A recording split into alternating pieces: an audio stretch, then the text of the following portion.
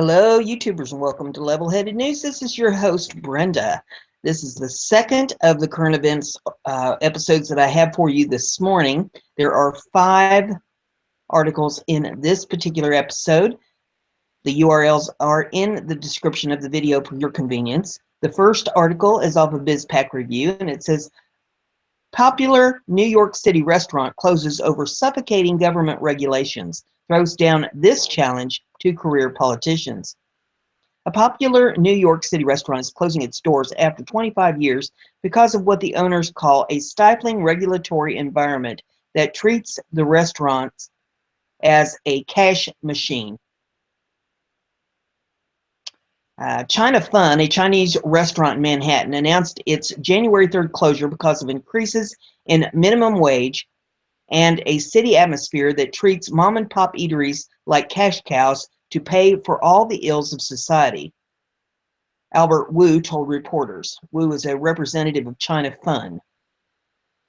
The climate for small businesses is like ours in New York have become such that it's difficult to justify taking risks and running, never mind starting, a legitimate mom-and-pop business, read a letter posted by the owners in the Chinese restaurant front door. Wu, whose parents, Dorothea and Felix, have owned the eatery since its inception 2 decades ago, said the city's endless amount of paperwork have taken their toll over the years and finally led to the restaurant's closure. When we started out in 1991, the lunch special was $4 a plate, Wu said. Now it's 10, 12. The cost of doing business is just too erroneous.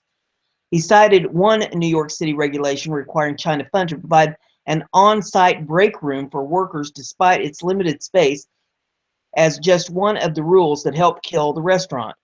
The state and city government seem to believe that we should be their cash machine to pay for all the ails or all that ails us in society, Wu added. Adele Malpass, who chairs the Manhattan Republican Party, said Wu's complaints are common among the city's small business owners.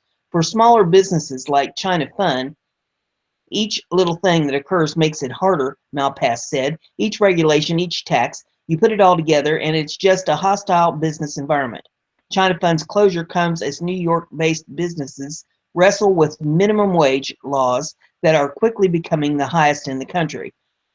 New York Governor Andrew Cuomo said lawmakers reached a deal last year to increase the statewide minimum wage to $15 an hour over the course of 5 years.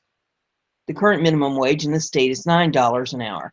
Republicans have been most concerned over the economic stress such a high minimum wage could have in the state on small businesses that cannot afford it. They reached a compromise with supporters of the increase that includes a longer phase-in period, with more rural areas having more time to adjust. And there's some tweets in this if you want to take a look at that article.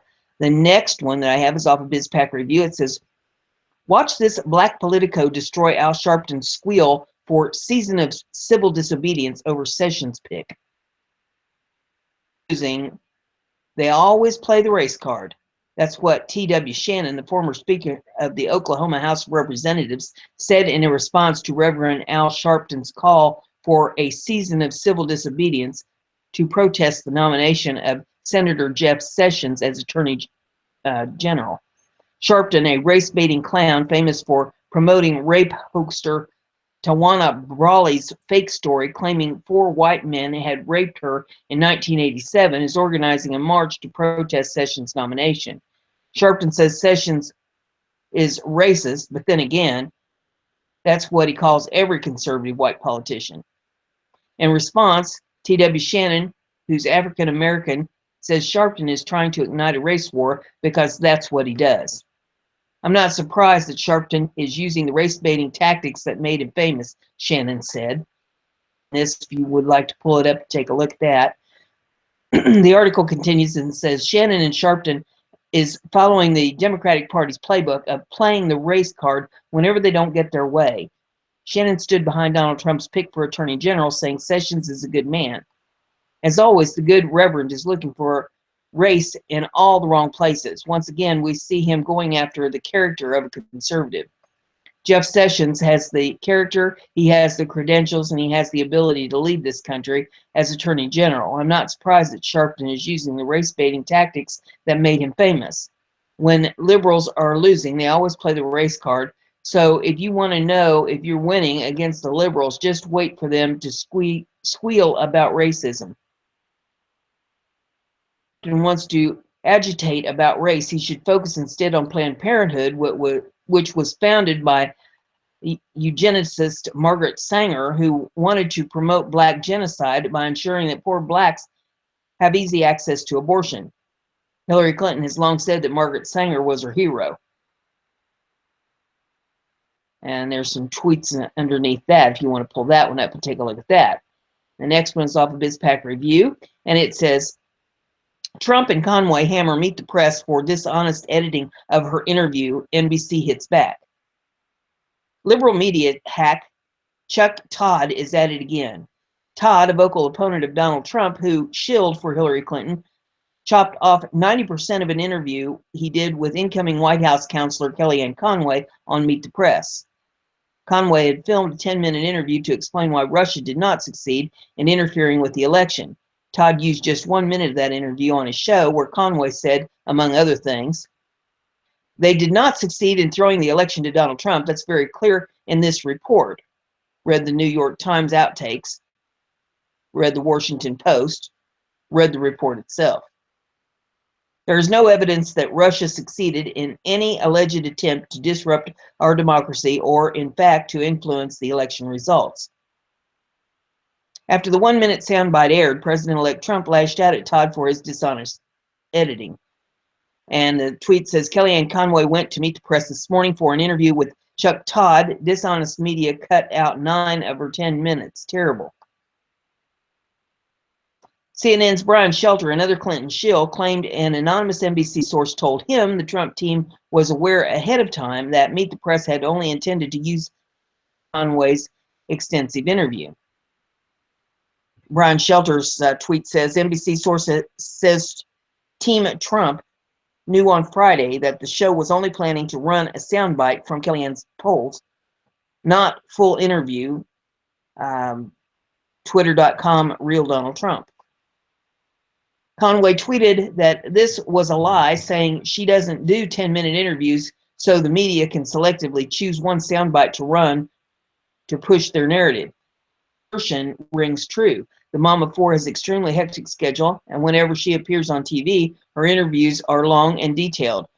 She's a highly sought-after interview, so if she sits down to talk to media outlets, she's never used for just a single soundbite. And Kellyanne Conway tweets, false. We're not in the business of furnishing 10-minute Sunday show interviews so media can choose which soundbite to run. Surprisingly, Chuck Todd at Meet the Press edited out the part where Kellyanne Conway slammed the dishonest media for trying to influence the election in Hillary Clinton's favor. Many in the mainstream media also tried to influence our election reports for Hillary Clinton. They too failed, Conway said in the original interview. And they have that video here of the original interview if you care to pull it up and take a look at it. Even outlets that are more in favor of Hillary Clinton and really were pushing for her election, particularly print outlets, are admitting that they aspired to influence the election in Clinton's favor. Meanwhile, all media outlets have admitted that alleged Russian interference with the election did not affect actual vote outcome in any way. They're merely complaining that the leaked emails from Clinton camp may have opened voters' eyes to how dishonest and how two-faced she really is. The election results were fair and square, Conway said. Donald Trump is the president. It wasn't a squeaker. He got 36 more electoral votes than he needed originally. He won 31 out of 50 states. Counties, he flipped 200 Obama counties. They're now Trump counties. The list goes on and on. The next article I have for you is off of strategicculture.org, and it says McCain's largely unreported treachery against the U.S. Arizona's recently reelected Republican Senator John McCain, along with his faithful drama queen accomplice, South Carolina Senator Lindsey Graham, recently met with a contingent of Ukrainian troops at a forward combat zone in Sharpton in eastern Ukraine and publicly questioned President-elect Donald Trump's plans to defrost America's chilly relations with Russia. For McCain, his return to his personal war front in the Ukraine came 3 years after he stood with Ukrainian neo-Nazis and fascists on Kiev's Maidan,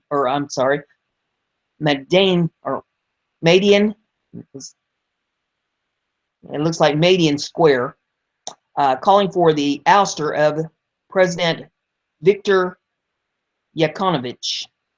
Meanwhile, McCain, Graham, and their neoconservative allies within the Republican and Democratic parties, as well as press outlets like the Washington Post, have questioned Trump's ultimate loyalty to the United States. The neocons arises from the anger over the incoming president wisely efficiency of Central Intelligence Agency linking Russia to a spate of computer penetrations of the U.S. computer systems and networks, including pre-election hacks of the Democratic National Committee, DNC, and private email of Hillary Clinton top campaign officials. After President Obama expelled 35 Russian diplomats from Washington, D.C. and San Francisco and shut down 2 Russian diplomatic compounds in Maryland and New York in retaliation for unproven Russian government involvement in the hacking, neocon warhawks doubled down by claiming that Russian hacking of U.S. computer systems amounted to an act of war. Seizing on the neocons' war frenzy, the CIA, Department of Homeland Security, DHS, announced that Russian hackers had penetrated the electrical power grid operated by Vermont's Burlington Electric. The Washington Post, owned by Amazon billionaire and CIA cloud computing contractor Jeff Bezos, echoed the grid hacking story as factual. There was only one problem with the Russian electrical grid hacking headline: it was not true.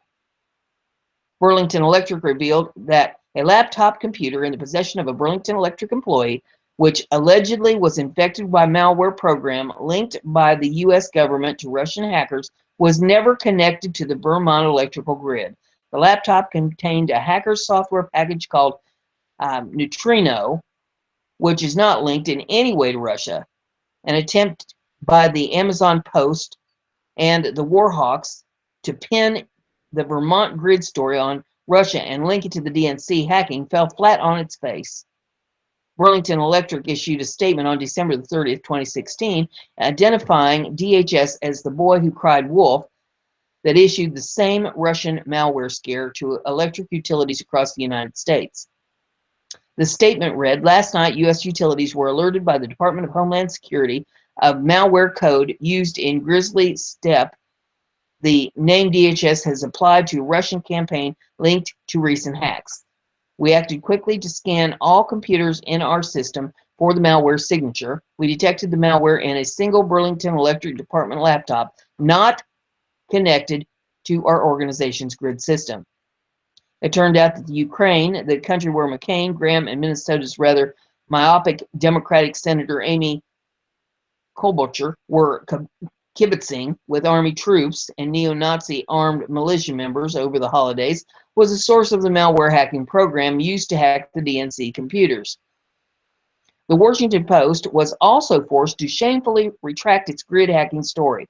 The episode was yet another example of the haste at which the outgoing Obama administration and the neocon toadies in the Republican Party, led by McCain, were apt to blame any bad news on the Russians. It was if Cold War witch hunter Senator Joseph McCarthy had met the Keystone Cops.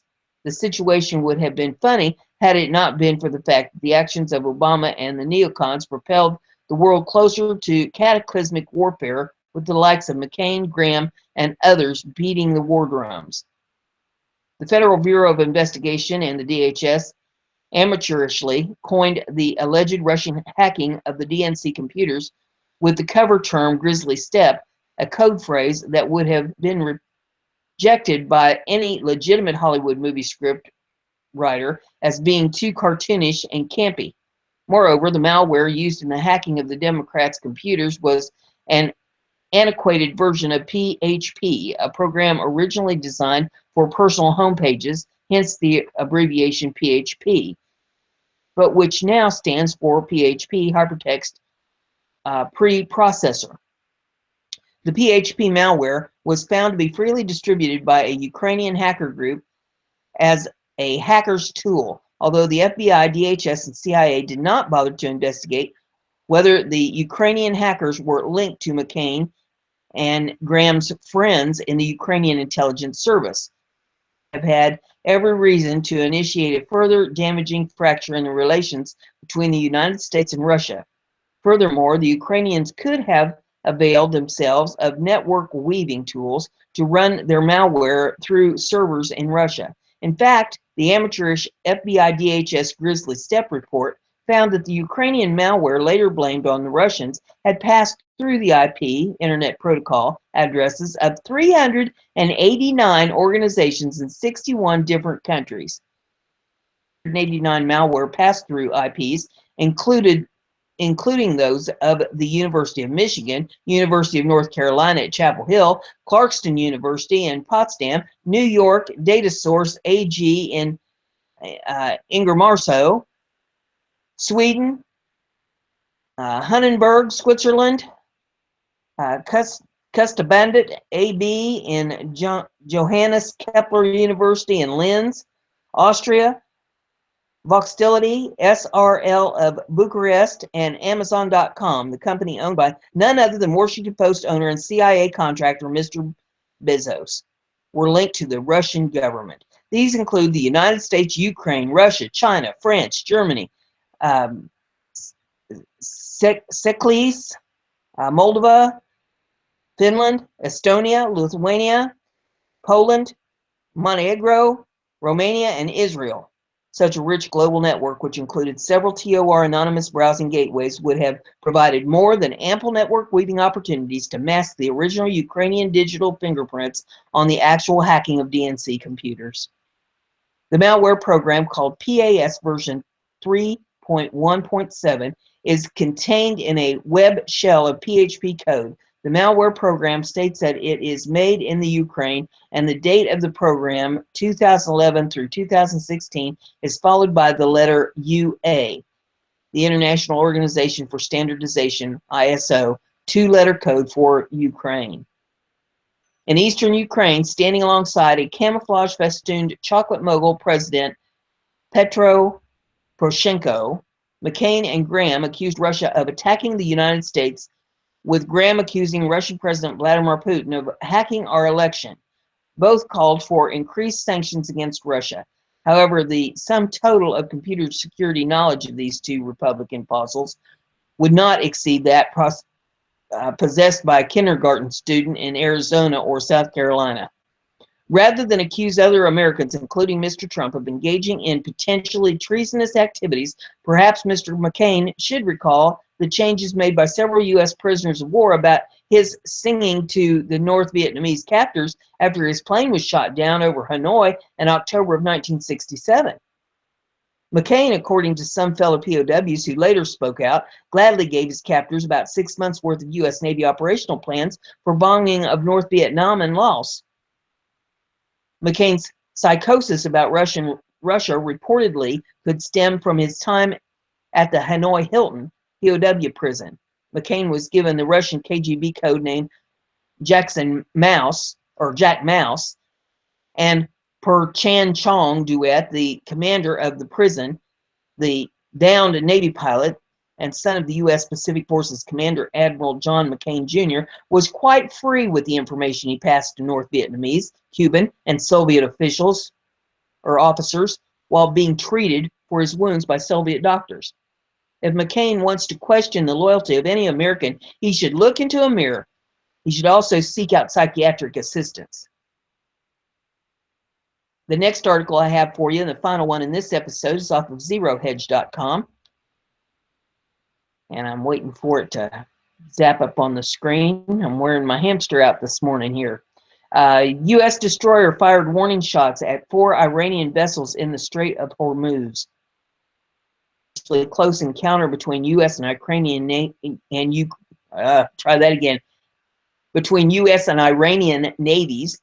Reuters reports that U.S. Navy destroyer fired 3 warning shots at 4 of Iran's Islamic Revolutionary Guard Corps vessels on Sunday after they closed in at a high rate of speed in the Strait of Hormuz, according to 2 U.S. defense officials. The Reuters sources said that the USS Mahan established radio communication with the boats, but they did not respond to the request to slow down. The Navy destroyer fired warning flares, and the U.S. Navy helicopter also dropped smoke float. The Iranian vessels came within 900 yards of the Mahan, which was escorting 2 other U.S. ships. The last such encounter, in which the U.S. Navy ship fired warning shots at Iranian vessels, took place last August when the USS Nints fired 3 warning shots after a harassing Iranian fast attack craft approached and circled 2 U.S. Navy ships and a Kuwaiti vessel in the northern Gulf. The U.S. ships fired the shots into the water after the Iranian ship did not leave after a brief radio conversation. The Iranian vessel had moved at high speed toward the Nints, which allegedly was operating in accordance with international law in international waters, and ignored maritime rules of the road as set out in the 1972 Convention on the International Regulations for Preventing Collisions at Sea. According to the Navy official, the IRGC vessel ignored multiple warnings, creating a dangerous, harassing environment that could have pushed the Nints to take defensive measures, escalating the situation. At the time, Iranian's defense minister insinuated that the incident occurred in Iranian territory. Naturally, these boats constantly monitor the developments in foreign vessels' movements, and naturally, this happens in the waters of our own country. If any foreign vessel enters our waters, we will give them a warning, and if it is an act of aggression, we will confront them, he said. It is unclear if the incident took place in international waters. As a reminder, there are temporarily no U.S. aircraft carriers in the Persian Gulf region at the moment, or anywhere else around the world for that matter. Lest you forget, Obama called them all states. So there you have that episode. If you like what we're doing, give it a thumbs up and share it on your social media so everybody gets to hear the news. And if you haven't already, please, and click the little bell beside the subscribe button and check the box so you get email alerts every time I put up a show. That'll keep you informed. See you in the next one.